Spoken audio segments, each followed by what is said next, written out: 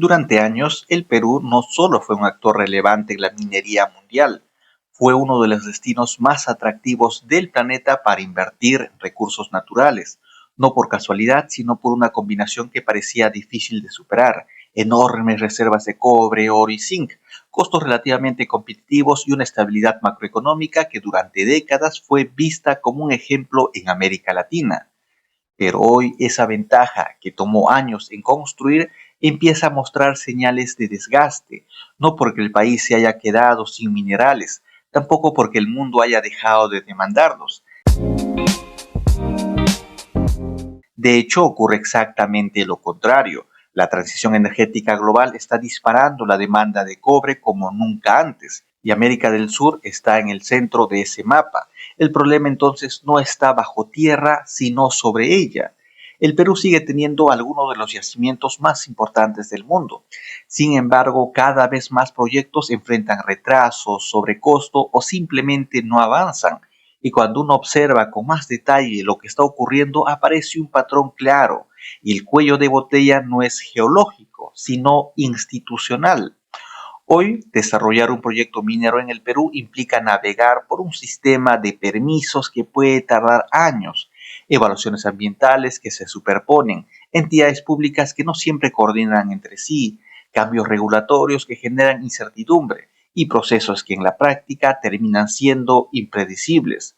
Y en una industria donde los proyectos requieren inversiones de miles de millones de dólares y horizontes de 10 o 20 años, la incertidumbre no es un detalle menor, es un factor decisivo.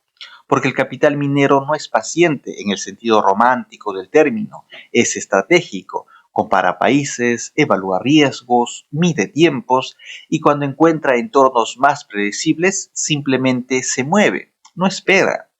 Y aquí empieza a aparecer una de las señales más importantes y menos visible.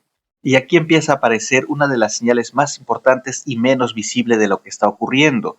La inversión no necesariamente desaparece, se reubica, y esa reubicación ya está ocurriendo dentro de la propia región. Mientras el Perú enfrenta crecientes dificultades para destrabar proyectos, otros países están avanzando en la dirección opuesta. Están simplificando procesos, dando mayor claridad regulatoria o al menos ofreciendo algo que hoy vale tanto como los propios recursos: previsibilidad. Pero antes de ir a esa comparación, hay un elemento interno que agrava aún más el problema y que muchas veces no se integra completamente en el análisis: la minería ilegal. Lo que antes era visto como un fenómeno acotado o periférico, hoy se ha convertido en un factor estructural que afecta la percepción de todo el sector. No solo el impacto ambiental es evidente, sino porque debilita la capacidad del Estado para hacer cumplir reglas, genera conflictos sociales y distorsiona la competencia. En la práctica, la coexistencia entre minería formal e informal crea un entorno mucho más complejo para cualquier inversionista, porque ya no se trata solo de cumplir la normativa, sino de operar en un contexto donde la autoridad es, en muchos casos, desigual o inconsistente, y eso nuevamente incrementa el riesgo.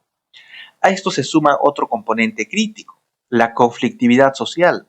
Muchos proyectos mineros en el Perú no se detienen por falta de rentabilidad, sino por oposición local, bloqueos o tensiones que pueden prolongarse indefinidamente. Y aunque cada caso tiene sus particularidades, lo cierto es que el sistema no ha logrado construir mecanismos efectivos y sostenibles de diálogo y resolución. El resultado de todo esto es un fenómeno silencioso pero profundo.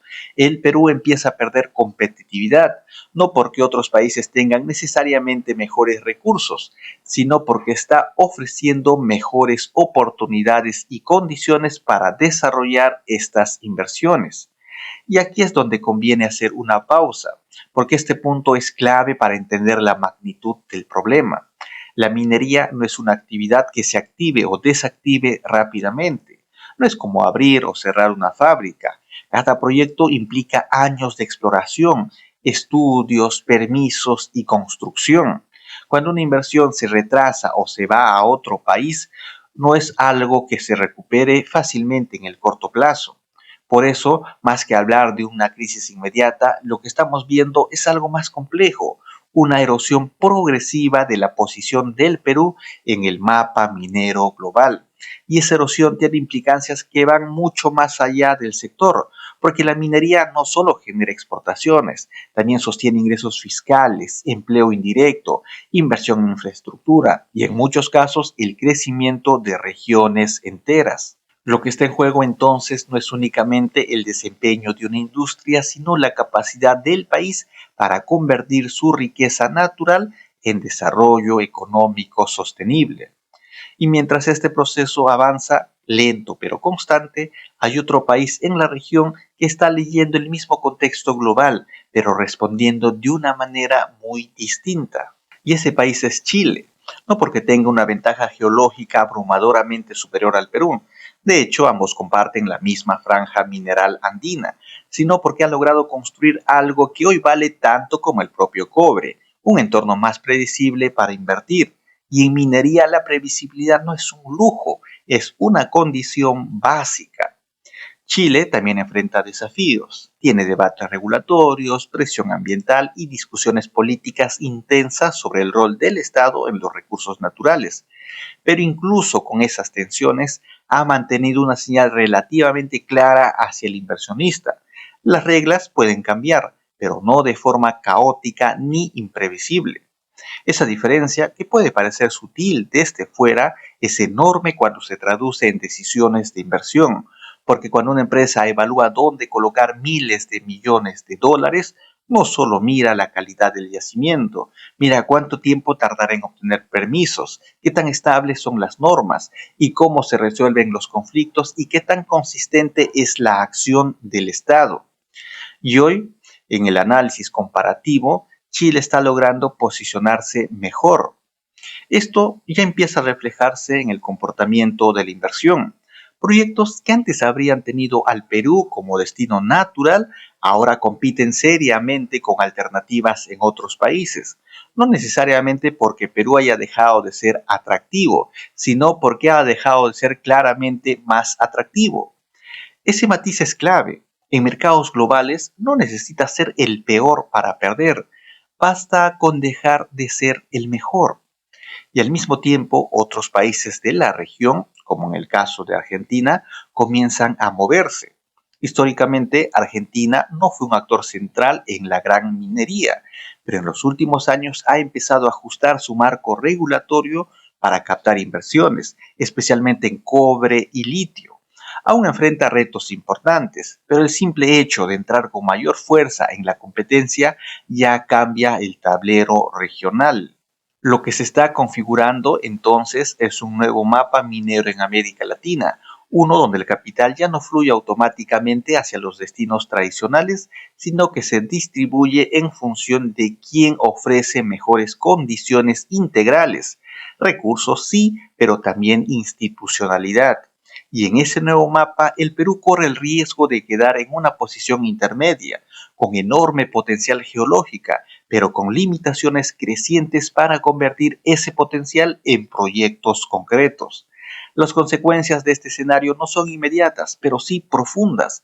La minería es uno de los principales motores de la economía del Perú. Representa una parte significativa de las exportaciones, genera ingresos fiscales clave y sostiene directa e indirectamente millones de empleos. Cuando la inversión minera se ralentiza, el impacto no se siente de un día para el otro, pero con el tiempo empieza a reflejarse en menores ingresos para el Estado, menor dinamismo en regiones mineras y una reducción en la capacidad del país para financiar el desarrollo.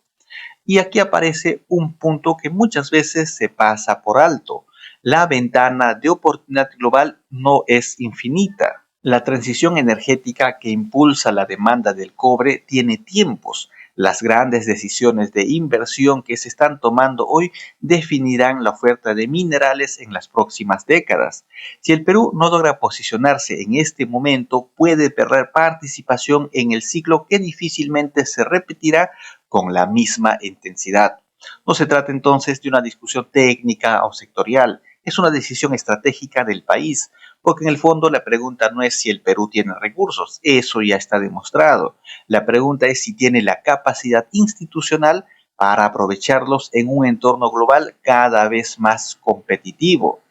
Y esa capacidad no depende de un solo factor, depende de cómo se diseñan, de cómo se ejecutan las políticas públicas, de la coordinación entre entidades, de la forma en que se gestionan los conflictos sociales y sobre todo de la señal que se envía al mundo sobre la estabilidad y la previsibilidad del país. Lo que está ocurriendo hoy no es un colapso ni una crisis inmediata, es algo más silencioso y por eso mismo más peligroso, un desplazamiento progresivo. El capital no está desapareciendo, está eligiendo. Y en ese proceso de elección, el Perú empieza a perder terreno que durante años parecía asegurado. La buena noticia es que esta tendencia aún puede revertirse, pero hacerlo requiere algo más que ajustes puntuales. Requiere reconocer que la competitividad minera ya no depende solo de lo que hay bajo tierra, sino de lo que ocurre en la superficie. Reglas claras, instituciones eficientes y un Estado capaz de transformar recursos en desarrollo. Porque al final la verdadera riqueza de un país no está en sus minerales, sino en su capacidad para convertirlos en oportunidades.